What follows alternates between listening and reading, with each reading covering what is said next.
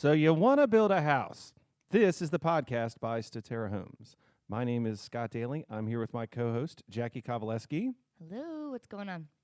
And in this podcast, we are going to talk to you about a bunch of different things that are related to real estate, Delaware, new homes, marketing, and all kinds of other fun little things that we can get into in 20 minutes or so each episode.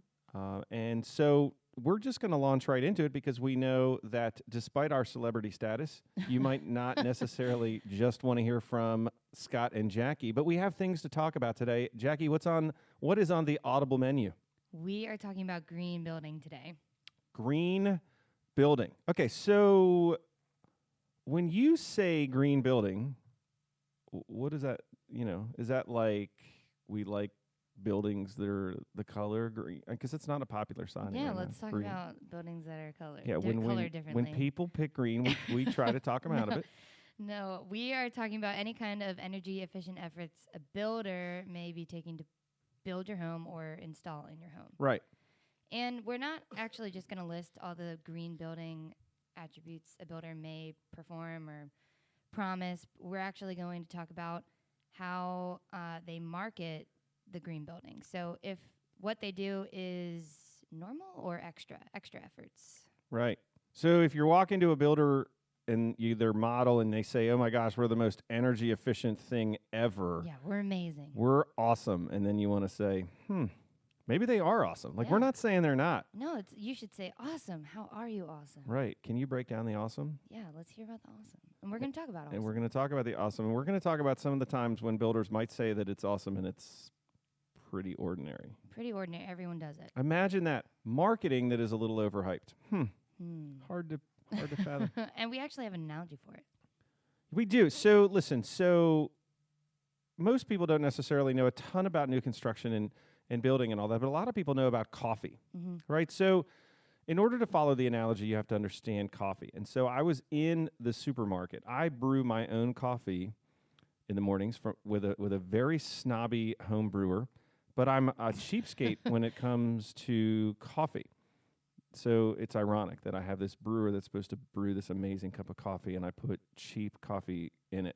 But one of the things you'll notice at the supermarket is that there are, 30 different brands of coffee, and Starbucks owns half of them, which is hilarious. But the other thing is they will all say they're Arabica beans, 100% Arabica beans. And so one time I Googled this, and like 60 to 75% of all coffee beans that are roasted in the world, and something over 80% by most estimates that actually come to the United States, are Arabica beans. And so here are all these people, these gigantic coffee companies and these little organic ones that are, small, and they're all saying we have Arabica beans. And at some point you're realizing, the cheap stuff, the thing that comes in the plastic bin, that's Arabica beans too. Like, everybody does it. And so at some point, when it is a common feature of every type of coffee that you can buy, the expensive stuff from Italy or wherever, and the cheap stuff that's like grown in somebody's backyard in Missouri, that stuff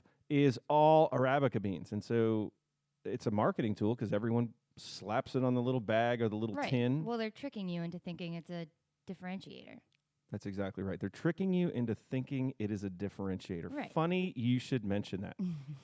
So the analogy is this: much like Arabica beans for you coffee aficionados, there is an issue with the way a lot of builders talk about green building and energy efficiency in new construction, right?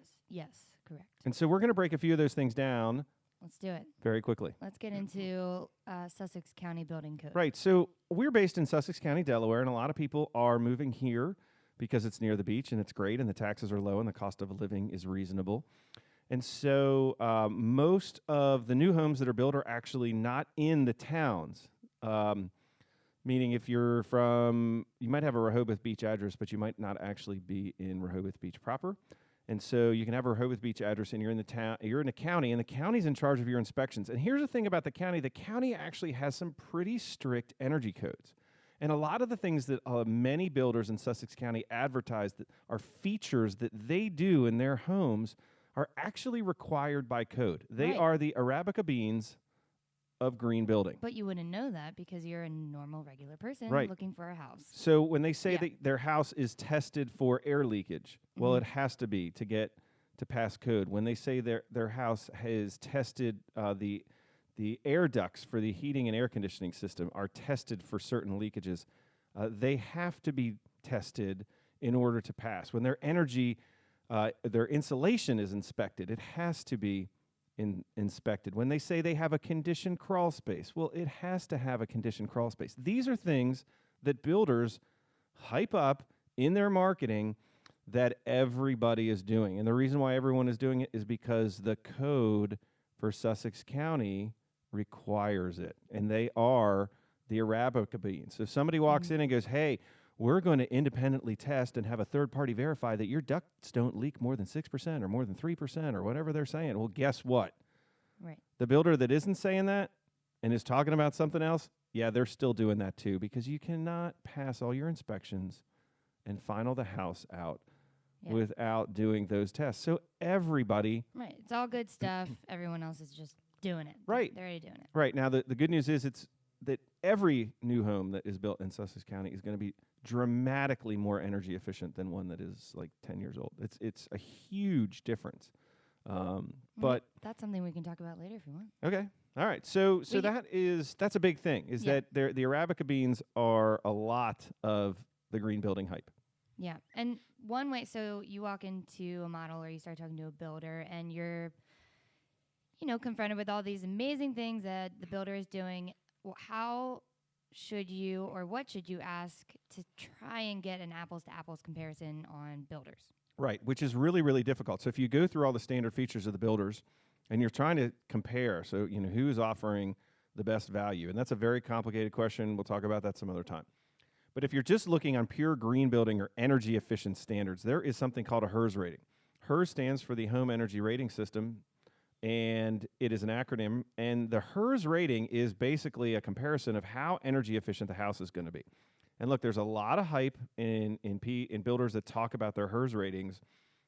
But what is this, is that generally speaking, at least in terms of energy efficiency, a lower HERS score is more energy efficient, and it will kind of zero out the builders in a sense. So, if you build and the house HERS rates at a 60, that's pretty efficient. Now, they're going to tell you, the number 100 is what you would get in a new construction home, which again is a little bit of hype. And that's true maybe nationally, but locally, because of the energy codes, a house that is built to Sussex County's current energy code is going to score about a 75 on a HERS rating. Right, and that's just out of the gate. Deceptive. But you don't want to look at national standards because building everywhere is different. Right. You build different structures for different areas. It's just the way it works. Right. So we get a lot of people that come from the north and wonder why we don't use oil heat. We get a lot of people come from the Florida and wonder why our first floor walls aren't made out of concrete. The way that you rate a window, in the south, you worry about the sunlight. In Delaware, you actually want the sunlight to come in the window, whereas they're not really insulating windows in Florida. They're just protecting for sunlight. We have to insulate windows because it's cold, but we want to block some sunlight, but we want a lot of sunlight in because we actually want the heat energy. So you're going to build differently in different places. So the way you've seen it, if you're from somewhere besides Delaware, may not actually be the right way to do it. And ask about the HERS rating. Go in there, and they can get it to you, right? It might not be available, but they'll get Some builders are very open and talk about their HERS scores for their houses, and some builders don't. And generally speaking, if you're going through all the testing that you need to pass the energy codes for the county, you're going to be able to HERS rate your home pretty easily. But if a company is serious about energy efficiency and they say that's a priority to them, and they're not able to get you that information, even if the sales rep can't just rattle it off, our HERS rating is 42. If they can say, hey, look, I'm not 100% sure what our HERS rating is right now, but I can get that information for you, that's good enough. And just follow up and make sure they get you the information. And so if you have a couple of builders that are testing out in the 50s and low 60s, which are good, very good energy scores, then that if those builders are talking how energy efficient they are, but their HERS ratings aren't any lower, then they're probably just talking, and their house is not that different than the other builder that has that and is talking about something else. Every builder is going to talk about something that's important to them. So one thing we should mention before we move on is that the HERS rating scale isn't linear, so it's harder to get from a low number to a lower number than a higher number to a high number. Right, and there's also there's diminishing returns, meaning that the difference between 80 and 70 is bigger than 60 and 50. And to get the number down, the closer you get to zero, the more expensive it gets. Meaning, zero would be a zero energy home.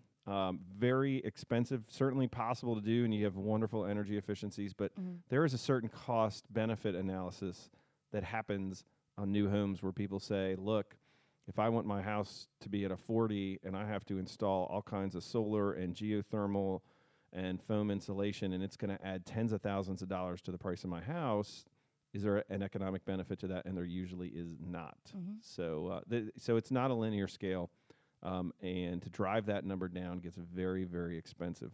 Once you probably get into right around the high 40s, if you want to get much lower than that, you're gonna be opening up your checkbook and writing some pretty big checks that are never that money's not going to come back to you. So you're doing that just because you want to reduce your carbon footprint, save the planet, which good reasons. So sure.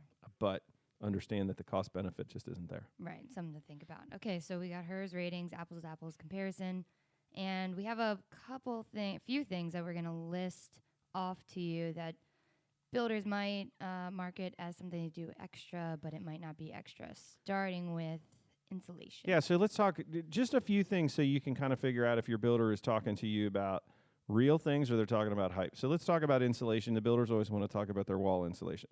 Let me let you in on a little secret that you already knew. Ready? Heat rises. So be more worried about the ceiling insulation than the wall insulation, because the heat that is trying to get out of your house is trying to go out the top, because that's how the physics of thermodynamics or whatever. I was not much of a scientist. English. Yeah, English. Anyway, so heat rises. So worry about that. And then anyone that knows about energy efficiency will tell you that air sealing your house is equally or more important than insulation. Everyone's talking about, I need a really good insulated wall. But if you have air that leaks directly from the inside of your house to the outside of your house, it doesn't matter how well insulated your walls are if the air is leaking. So less insulation and a better air seal probably makes for a more energy efficient house. Right. But insulation does matter. What's the value that they look for? What's a good insulation? Code in Sussex County is really going to have to get you to like an R15 wall, which is a pretty efficient wall. Most builders are using a 2x6, and your lowest 2x6 is going to be R19. At Statera Homes, we go, it's a 2x6 wall, and it's a blown fiberglass insulation, and the R values are 23. And that's, to get much higher than that, you have to start using some spray foam. Spray foam can be expensive, and it can create some other problems. So we try to stay away from that. But we think that's a good value, and I think if you look at a lot of other quality builders in the area, and you look at builders that market themselves as green builders, you're going to find that R value is basically what we're doing at Statera. Perfect. What kind of takes us into heating and cooling? So let's go there. Okay, so heating and cooling, everyone wants to talk about the AC and the efficiency, but you actually need to worry in Sussex County, Delaware, about heating about twice as much as you do cooling. And that's because your house is going to work about twice as hard throughout a year to keep a house at a comfortable temperature in the winter, because the spread of the temperatures from outside to inside is so high. So if you have a night where it's 30 degrees, and let's say you keep your house at 70, you've got a 40-degree spread. Well, if you have a really hot day and it's 95 degrees, and you keep your house at the same 70, which is really cold in the summer, you have a 25-degree spread. And there's not a bunch of 90-degree days. There's a lot of 30-degree nights. Ugh. So more than we would like. Yeah, but I hate being cold. And so it's an issue. So when you talk about energy efficiency, what kind of SEER is your AC? You know, that's what we get that question a lot. And SEER, what's SEER? It's an acronym that handles the efficiency of the air conditioner, but it doesn't talk about heat at all. And we go, look, if you understand climate, you're understanding that you're going to spend twice as much energy in Delaware keeping your house warm as you are keeping it cold. So ask the question of heating and cooling. So that's the short take on that. Heating, well, okay, so tankless water heaters. So this one's something that most people know about. Most people have at least heard of a tankless water heater. There's a brand called Rinnai, which a lot of people say, oh, do you use Rinnais? And that's really a brand, and we do use Rinnais in some of our houses, but we don't always use Rinnais. And what that is it's a water heater that instantly heats up the water. So it doesn't store hot water in a tank. It's inherently more efficient because if you have an 80-gallon hot water heater, and that hot water heater is keeping 80 gallons at 120 degrees 24/7. Well, you don't need that hot water. A tankless water heater heats up the water that you need when you need it. The good news is you don't waste a lot of energy storing hot water, and you also don't generally run out. It's not just an energy-saving thing, it's a lifestyle thing, and we absolutely recommend them. We love tankless water heaters and think that everyone ought to have one. Do most builders use them? A lot of builders in the area do. So again, if they're talking up tankless water heaters, great. But it is great. It is great. Tankless water heaters are great. Right. It's just not. It's Arabica beans. Right. Yes, Arabica beans. Yes. Perfect. What else? Vinyl windows. Vinyl windows. Now, this is something that we will have to get into a little more depth in another podcast because it's a really key thing at Statera. But a vinyl window, simply put, which is used by almost every builder, except for Statera, we don't use vinyl windows. But the other builders that use vinyl windows, the problem with vinyl is it has different properties at different temperatures. So when it's cold, vinyl, which is a very sophisticated plastic, shrinks and gets brittle. When it's hot, it expands and gets soft. And what that means is that a house that has a vinyl window is not always going to air seal as well, because you take a vinyl window and the shape and size of a vinyl window changes at different temperatures. But you put it into a wood-framed house, and wood is pretty stable at just about any temperature. So the house doesn't really change its size. The window's moving around, and that can cause leaks. And that goes back to the idea that a good air seal is probably as much value as any kind of insulation that you can talk about. So we don't use vinyl windows at Statera. We use Anderson windows that are made from a patented material called Fibrex. It's not vinyl, has the thermal properties of wood, but it doesn't rot like wood. And that's a very important thing, is getting a good air seal around the windows of your house. Right. And let's key in on the deception of it. So if a builder is saying we have double pane windows, that might not be something, it's not as important, right? Right. Well, so, I mean, some builders double pane, triple pane, and all of that matters, but okay. And, the more panes to some degree is the better. That you start to get into triple pane windows, you start blocking a lot of the sun, and that's not really what you want to do in Delaware because of heating. It's a balance. But there's nothing wrong with that. The problem is that it's not the glass you need to worry about, it's the frame. Okay. And so if the frame is made out of plastic, it doesn't matter that the window itself, the glass part of the window, is blocking all this heating and cooling from transferring, but it's leaking right around the frame. So ask what type of windows they have. Ask what type of windows. Or that's just right. look on their standard features. That's right. And they should be able to give you the standard features and say, we use this brand of windows, or at least the type of windows. Sometimes they don't specify the brand, which is not necessarily a bad thing. Unless you're at Statera, where we use Anderson, and we love talking about Anderson because they're amazing. So what else? Windows, what else? Well, you kind of mentioned it before. I don't know if you have anything else to add on conditioned crawl spaces. I would just say this. A conditioned crawl space is where they heat and cool your crawl space. It makes the house a little more energy efficient, a lot more comfortable, and basically can kind of keep mold down in your crawl space. Everyone's terrified about mold, which is in their crawl space, which is a little... it can be a concern, but shouldn't be a huge concern. And so a conditioned crawl space. If you have a builder that's talking about a conditioned crawl space, you basically have to put them in per energy codes. So, again, that builder's saying, hey, we use Arabica beans. Arabica bean. The Arabica bean. Well, wow. So and I've learned there's different types of conditioned crawl spaces. So is that something a person should ask? What kind of condition? Right. I mean, if you think, first of all, if you get to conditioned crawl space, you're in a good place. The other thing would be, do they put concrete on the floor? Do they put plastic on the floor? Do they put stone and plastic on the floor? There's a lot of different ways that you can seal up the bottom of the crawl space.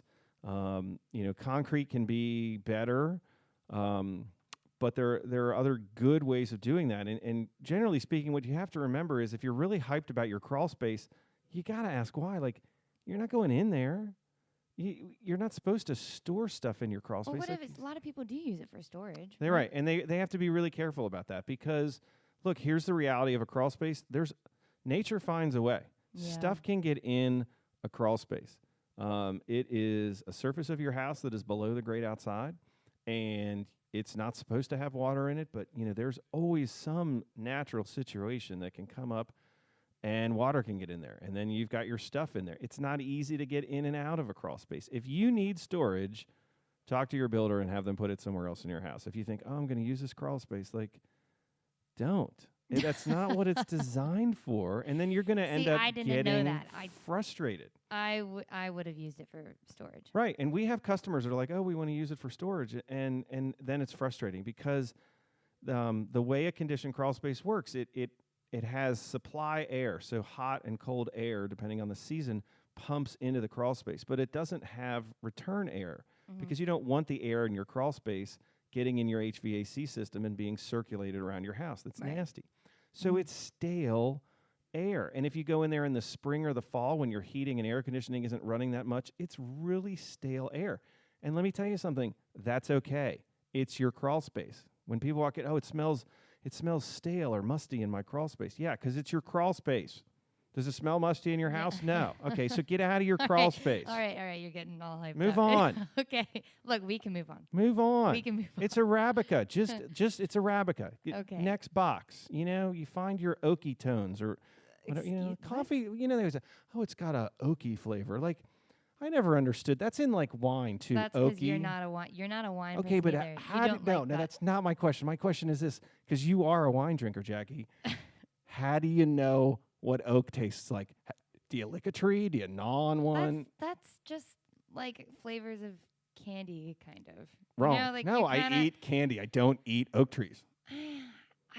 Look, we can talk about that another time. We can talk about flavors another time. These are things. This is my job. They keep me awake at night. Well, look, we'll work on that. Okay. But I need to bring you back in. Okay, so Bring you in. So listen, that's a real primer on green building. Okay. And hopefully that gives folks that are listening just a little bit of ammunition that they can go on and sort of sort out the Arabica bean hype from the reality of new construction. Yeah, it's important. It's really an exciting topic because people care. People care more than they did in the past. People want to know what sort of impact they're going to have and what money they're going to save. And they need a little bit of help. And it can be this incredible letdown if you bought this house and you were said, it has this amazing energy efficiency and all these great features. And then you meet somebody who bought a house from a completely different builder. And they're like, oh, yeah, I have that. I have that, too. I have that. And you paid all this extra money because you thought you were getting all this energy efficiency. And what you were getting was a very sophisticated marketing campaign that you bought. So what's our advice? Just try and be transparent, or your builder. Try and get them to be transparent. Look at standard features. Look at HERS ratings. Do your research. Right. Do your research. I mean, the new home is an incredibly expensive thing. So we want you to care about how your home is built because you're going to research all kinds of, I research coffee enough to know about Arabica beans. Coffee costs, the expensive stuff's $13 a pound. A cheap house in Sussex County, well, the average sale of a house is something like $385,000. So I better not know more about the coffee I drink. That's a good point. Because there's $385,000 buys me a lot of Arabica beans. And that's why we're going to do more episodes. We need to talk about more episodes. Stay tuned. Yes. We're going to entertain you and educate you and teach you, hopefully in a fun way, all kinds of great stuff about real estate and new construction and Statera homes and life near the beach in Delaware, and maybe even a little about Scott and Jackie. Oh, and maybe. Oaky wine flavors. Anyway, this has been the So You Want to Build a House podcast. I'm Scott Daly. And I'm Jackie Kowaleski. Have a great day.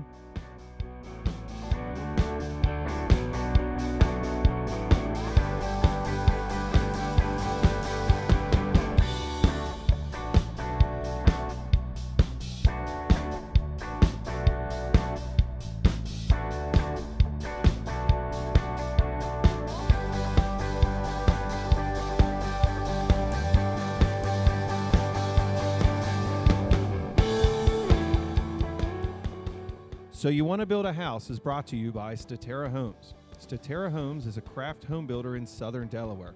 This builder finds value in working with you to build a home that is the perfect fit for your lifestyle. Statera truly sets themselves apart from other builders in the area. To find out more, visit their website, www.staterahomes.com. That's STATERAHOMES.com. Or call their model home at area code 302-329-8881. That's 302-329-8881. Music from this podcast was by the band Defining Parallel from their recent single, Painted Lives. Thank you for listening to So You Want to Build a House. To stay updated on the most recent episodes, subscribe to this podcast on iTunes or Spotify or wherever you found it to begin with, or check out Statera Homes' website, which is again www.staterahomes.com. Thank you very much.